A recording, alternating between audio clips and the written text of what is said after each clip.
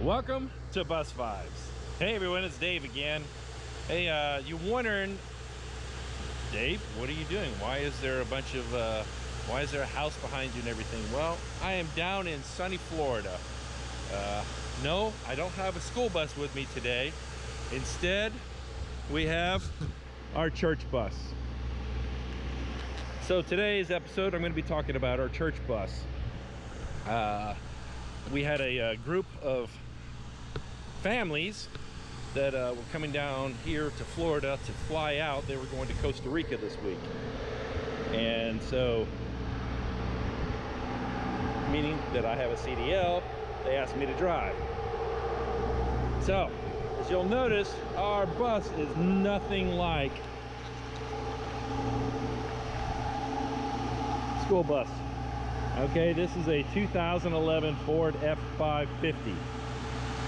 What the 550 means, I'm not really sure. I know an F150 means that it's like 1,500 pounds towing capability, and I think an F250 is 2,500. So I'm assuming that means it's 5,500 capability. So we have inside here 2, 4, 6, 8, 10, 12, 14, 16, 18, 20, 22, 24, 26, 28 passengers plus the driver. We do have wheelchair access. No, I don't open that if at all possible, just because that door is kind of a pain to get working right.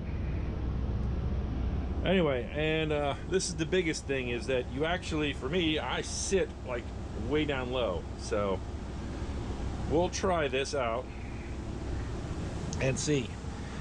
Trying a couple of different things today to see if I can actually use a second camera. No, it's not a nice GoPro, but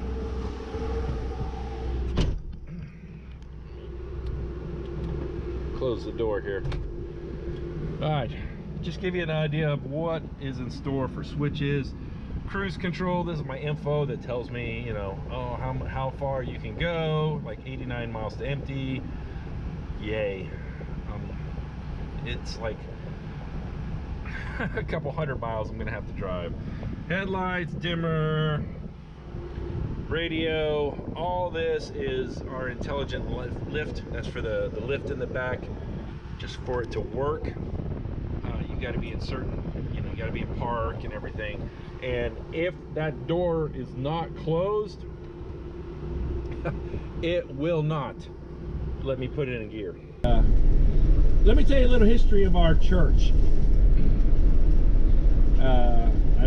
I'm a member and I work. Oh, I just missed my exit. Hold on. It's hard to talk while you're driving. Let me see if I can turn this beast around.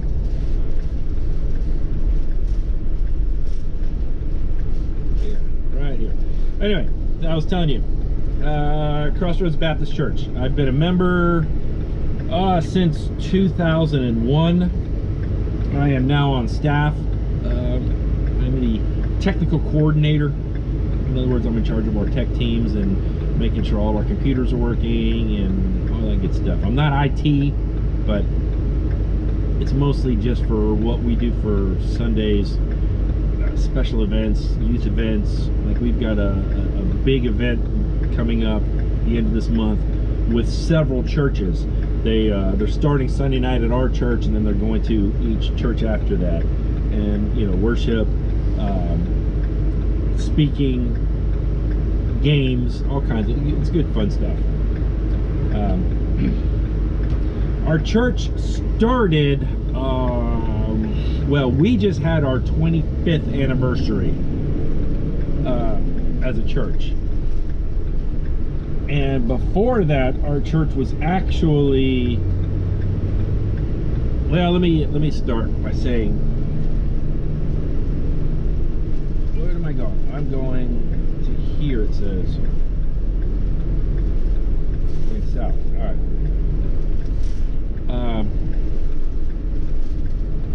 I guess so. Am I going says I'm going right. Alright, I'm just following it. I like Valdosta. I don't like these big cities with toll roads and everything. It confuses the mess out of me where I'm supposed to go. And my GPS is not making noises saying, turn here, turn here. I don't know if I've got it muted. Oh, it's probably because it's Bluetooth to the radio. And I don't have it set on Bluetooth. Anyway, our church started as Azalea City Baptist way back in the day. I don't know the actual date. Well, there was some issues. This is way before me. Way before me. And they had some issues, and then they split. They were Azalea City, and then they were Lee Street. Well, over a period of several years, they realized, you know what? We made a mistake. We can reconcile, and unanimously, both churches decided to join together and become our church, Crossroads Baptist. So they were originally one church, then they split, and then they realized we need to be cohesive and together on this. So they ended up becoming one church. And that was back in 1998 is when they actually became one church. I started going there, as I said earlier, in 2001. I was stationed in Japan, came back from overseas, and we fell in love with the church at the time, and I've been a member ever since. So that's it. That's it's a really great story of, you know, you hear so many people, church is split because, oh, the color is wrong on the carpet and the pews. Oh, I don't like the music. You know, what happened to hymns rather than this newfangled rock and roll, you know, I mean, all kinds of stuff, you know, and that's one nice thing. I mean, our church really tries to make a blend of everything. You know, yes, we still have electric guitars and drums and all that, but we still have a full choir. You know, we still have, like at Christmas, they let me pull out the fog machines and do some extra lighting for our Christmas program. But, you know, each week we don't do all that. You know, it's contemporary music in a I don't want to say traditional setting, but a blended setting, if that makes sense. So if you guys need a church, I'm going to put a link in the description block for Crossroads Baptist.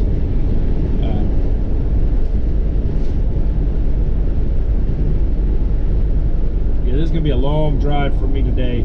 I'm not going to have you guys like listen to me the whole time because y'all would be bored to death. But anyway, our going back to work, we actually going to start this month. Here it is, July. We're going to start this month here in a couple weeks. I do know we have, in 2 weeks, we have to do what we call course evaluations. So basically they're going to have a bus in an obstacle course that we have to drive through, park, whether it be pull in, back in. I don't know if they're going to make us parallel park again. I had to on my initial. I don't know if we have to do that every year. I will find out. I'll let y'all know. Lane said when he did his last year, they basically made sure he could back into a spot, as well as drive through the obstacle course. You know, do emergency stop. So here it is, sunny, and it's only 82 degrees right now, so that's kind of nice. At least it's, like yesterday when we were leaving, it was like 91. Of course, it's early in the morning. When we left, it was the middle of the afternoon. So maybe by that point, it'll be just as hot. Yesterday, the air conditioning up here in the front was hardly working. It kind of reminded me of when I drive 0621. the air works, but it's not like really blowing in your face. It's just kind of barely. And that's the way it is right now. It was blowing harder earlier, and then last night, after I dropped them off, I had nothing coming out of the vents.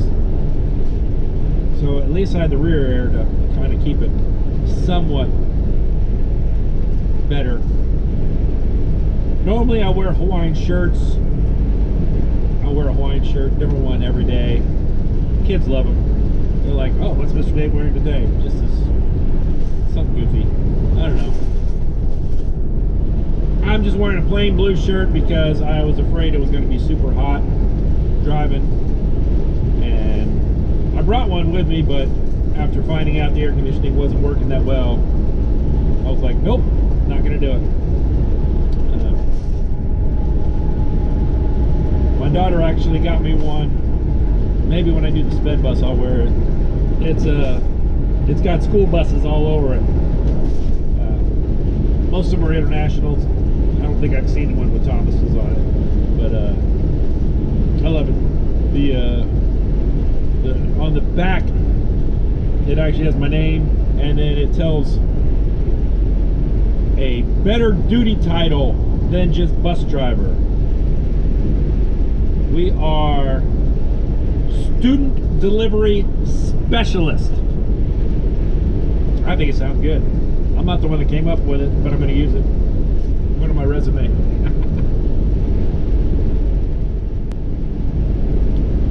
Now, if you guys have any questions about me, don't ask me about Lane, because I'm not going to tell you anything about Lane.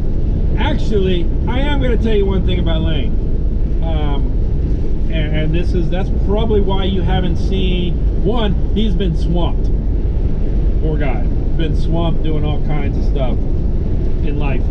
He went on a cruise recently, and but those of you that are out there that are prayer warriors that like to pray for him. He's actually going to have surgery this week. He's got some nasal issues, and they're going in to do some work on it, and he's a little nervous about it. I didn't really tell him my story too much because I'm glad he's not going to the same hospital I went to, but I had a similar thing. I went in for nasal surgery several years ago. I was still active duty at the time, as a matter of fact. And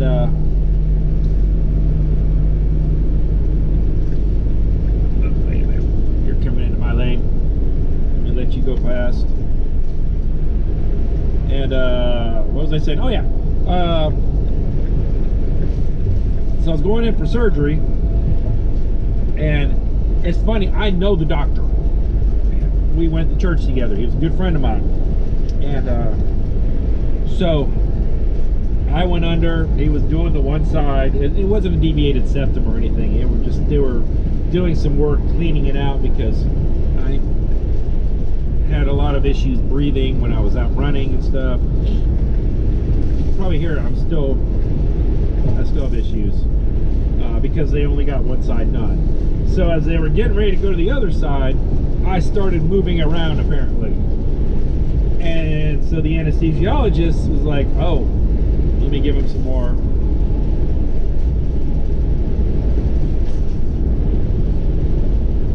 Anesthesia. Hold on. I'll make sure I'm not supposed to get off there. No, stay straight. Alright. Let's get a little closer. There. So yeah, so they gave me a little bit more anesthesia. Well, the way my body works apparently is it doesn't like anesthesia that much, anesthesia in my body, because I flatlined. I was flatlined for 7 minutes. I got shocked 4 times before they brought me back. And I got 0 disability for it from the VA. Got it. It's all good. rather be alive and be okay. And it was just, and every time I go under, I have to go in for surgery. I've been under surgery for a couple of other things since then. I just have to tell them, hey, I've had it, and what they called it was an atypical reaction to anesthesia. I personally think the anesthesiologist messed up and should have waited a tick longer, let my body settle, and I would have been fine. But he didn't know, I didn't know, he just did what he was trained to do, so I don't hold it against him. I have no idea who it is either. I could probably look at my records to see, but I have no idea. Duh, you're on the interstate, why aren't you using cruise control? I'm an idiot. Aren't I? Yes, I am. Why is my foot hurting? There we go. Ah, much better. So anyway, bring it all back. I didn't tell Lane that story yet because I wanted to let him get his surgery done first. I didn't want him to go under and go in with preconceived notions that, oh man, I might die after this. But also he's going to Shands. He's going down to not Shands. He's going to University of Florida to have the surgery done, not locally. It might be Shands. Camera working back there? I don't know, just trying it out. See? I am not going to talk to you guys for this entire thing just because my GPS says I got another 192 miles and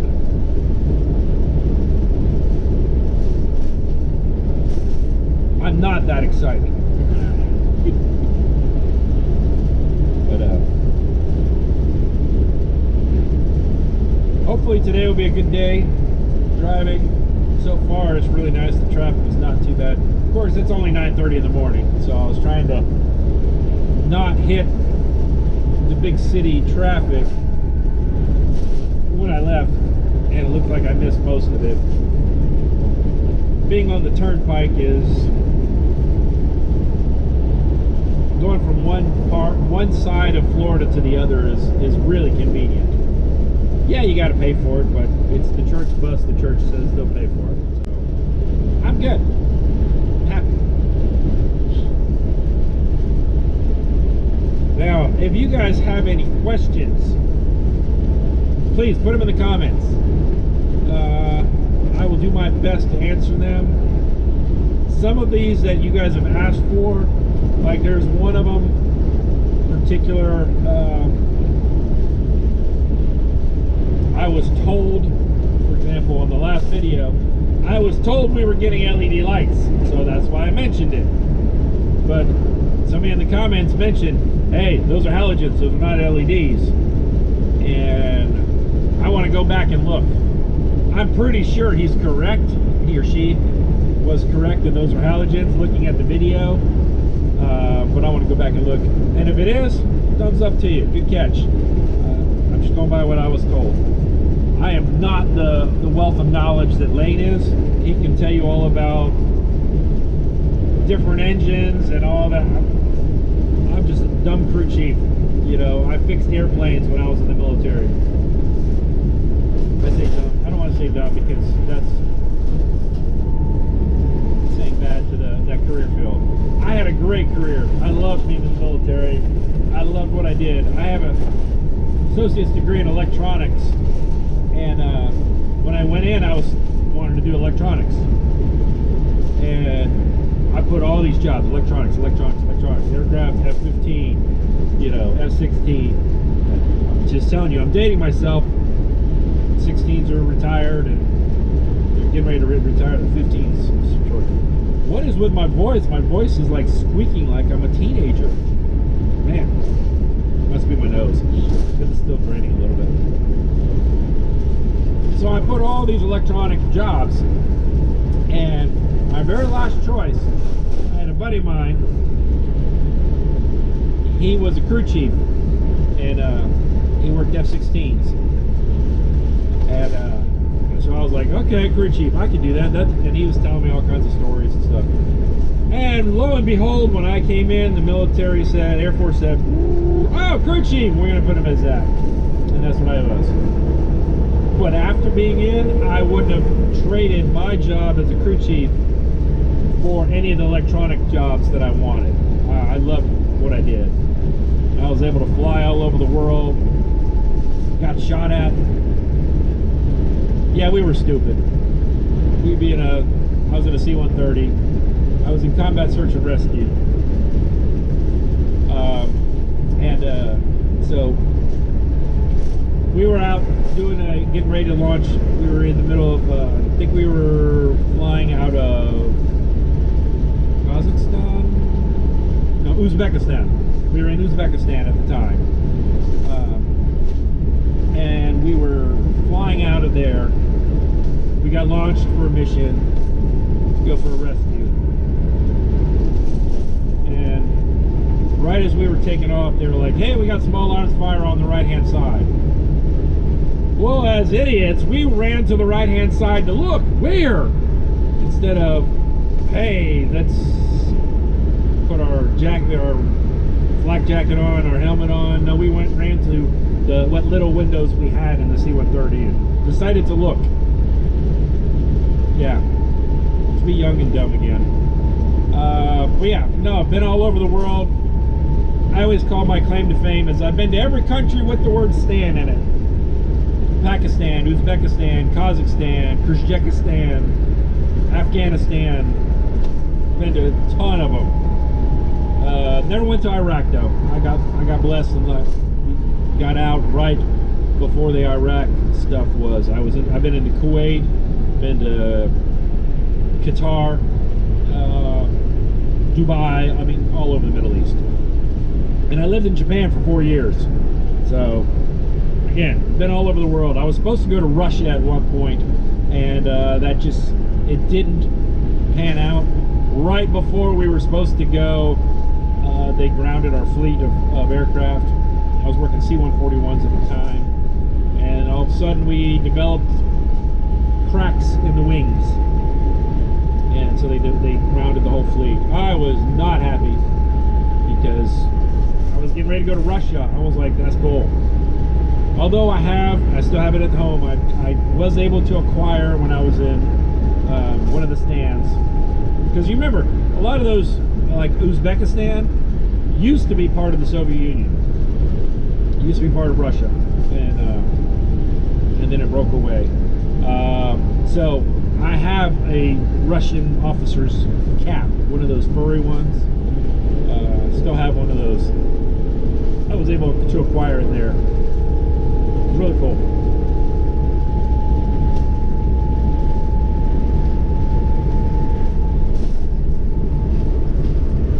One of the things, I've got a buddy of mine. He is the biggest Coca-Cola fan that I know. Loves Coca-Cola. He has an entire room of Coke bottles. He basically, what he does is he's got a way he can take the cap off without damaging it, get the Coke out, and then put regular liquid like water that's colored to make it look just like Coca-Cola. So anyway, I don't know if he's done that to all of them. I think he's done that to some of them that were like plastic bottles rather than the glass ones, because the glass ones they'll stay in there forever. I think he did that to some of the plastic ones. Well, every country that I went to, I bought him a Coca-Cola bottle. So he actually has like 2 shelves of all just foreign Coke bottles. When I went to Costa Rica with our church group, I bought him one while we were down there. And yeah, I always make sure I bought the bottles rather than the cans. And yeah, super cool guy. His room is a regular, I mean, like you know, like 12 by 10 room. And then he actually sent me pictures recently where some of his Coke bottles are going down the hall even on shelves because he's filled the room up. He actually has a Coke machine that at his mother's work. He actually fills it, but it's an old school, like one from the 80s, so it looks like new Coke. But it works great with the modern day Coca-Cola bottles. And he's not into a lot of the other, like Mellow Yellow and some of the other offshoots that Coca-Cola. He loves Coca-Cola. I did bring him an extra one from Germany, Coke Light. They don't have Diet Coke over there. They have Coke Light. Well, the calories are not necessarily zero.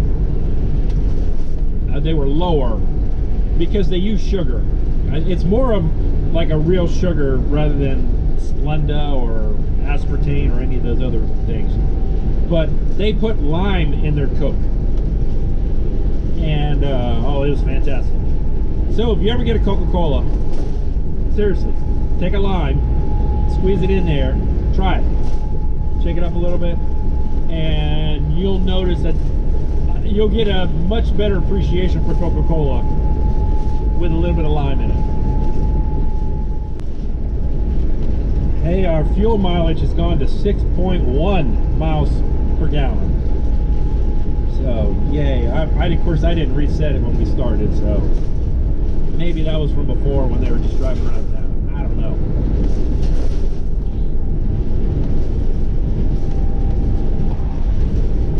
I know I will have to stop probably, I'm at a quarter of a tank of gas. Hopefully I can get back to I-75 and then fill up there rather than on the turnpike.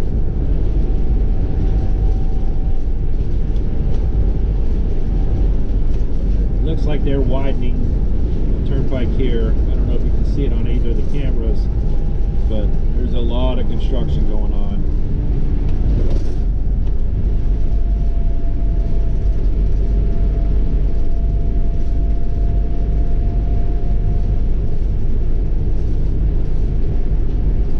Anyway, I think I was mentioning something earlier about asking questions, and I don't know if I got off track. If you have questions, please put them in the comments. You can ask me anything, about the military, about life, about, hey, what do I think of being a bus driver, all of it, anything. I try my best to answer your questions. You can see a lot of them I've done in the chat on other ones. I do want to thank you guys. We're at 1,000 subscribers, over 1,000, and I'm just flabbergasted on how many of you guys like buses. And I never saw myself as being a school bus driver. Never did. I've been in children's ministry for a long time. I've done all kinds of stuff in churches, many churches I've been, the different churches I've been to, been leaders and all that, and never really thought about it. But I mentioned on one of Lane's videos before, I was bored. I was retired and I wanted something to do. I retired a little bit young, and I wanted something else to do. And so I went to Lane's dad and it's like, hey, Matt, you guys need any bus drivers? He's like, absolutely. So I went and got my CDL, and the rest is history. So if any of you guys are out there and you guys drive 18-wheelers, I absolutely applaud you, because driving a bus is one thing. I can't imagine driving those big honking trucks. I mean, don't get me wrong. Before, when I was training, let me change that. Yeah, when I was training, my trainer was like, "Hey, you're picking this up pretty well. I'm surprised, that you're picking this up so quickly." And I said, "Well, I'm like, I've never really. I mean, I've driven deuce and a halves, big honking trucks, which are, the wheelbase was a little bit shorter on a deuce and a half than a school bus. But most of the time, those were when I was deployed and there were no roads. We were just driving wherever. And I used to tow aircraft all the time. you're towing something the size of a 747 and you have to back it in or whatever, it's on 2 pivot points. That's the hardest part. So like right now, if you ask me to tow a boat or a trailer, I stink at it. I can go forward all day long, but when you ask me to back it up, I struggle with it. I can do it, I just have to make very small adjustments.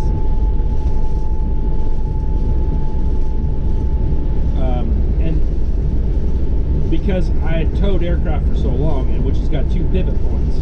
So basically, like if you're backing an airplane up and you want the tail to go to the left, you turn the tow vehicle to the left. You drive to the left because of the way the pivot points go. So it was very easy. Well, if you drive like a regular trailer, it's the opposite. You want the back of it to go to the right. Well, you have to turn to the left.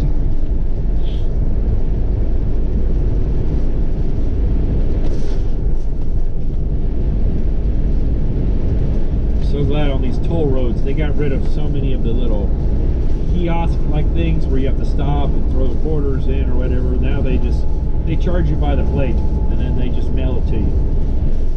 So it's kind of nice. For those of you that are wondering, I am not a native Georgian. I'm not originally from Georgia. I actually was born in Ocala, Florida, and I grew up in St. Augustine. And so, as a matter of fact, my wife and I just went there. We were celebrating our 32nd anniversary, and so we went to St. Augustine for a few days. Drove up to Jacksonville, just visit some friends. But yeah, I lived there for so long, and then I moved down to Tampa. So Florida's my home. You can tell by my Floridian accent, right? I'm sure you can. No, I really don't have an accent because I'm not from, like my daughter, who's lived in Georgia all her life. She's got a little bit of a southern twang, but only, or she used to, let me phrase that. When she would hang out with all of her friends who had strong southern twangs, she kind of picked up certain words and stuff. And that's just the way she said them. Well, now she doesn't talk like that very much because either she's been living with us, or people she's lived with or work with.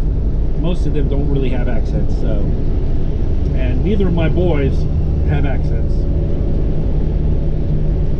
It's funny. I've only lived in 3 places all my life. I've lived in 4. Let me rephrase it. 4. I lived in Florida.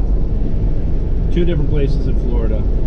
Supposedly we lived in Jacksonville when I was a baby. I don't count that. So I lived in St. Augustine. I lived in Tampa. I went in the military. Then I lived in Charleston, South Carolina.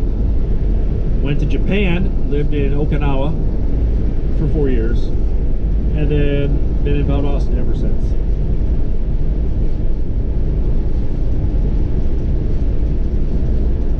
Tom and Jerry Airboat rides. I don't know if any of you guys have put in the comments if you've ever been on an airboat. I have never been on one. I'm dying to go on one. I think those would be so much fun because it's almost like a hovercraft. You're just kind of skimming over the top of the water because you get that huge honking fan behind you that's blowing all the air that's just propelling you forward. So it's not like you even have a rudder to turn you left and right. It's all done by air. I just think it's fascinating how it works. I mean, I'm assuming they use an aircraft engine, but I don't know. I could be wrong. It might be just a regular car engine. I'm assuming it's not like a boat engine. I don't know. I'll find out. I'll have to look it up. Well, I think that's going to be it for Bus Vibes this week. It's a long drive for me. I want to listen to the radio for a little bit. But anyway, everyone, I appreciate you guys. Until next time, later.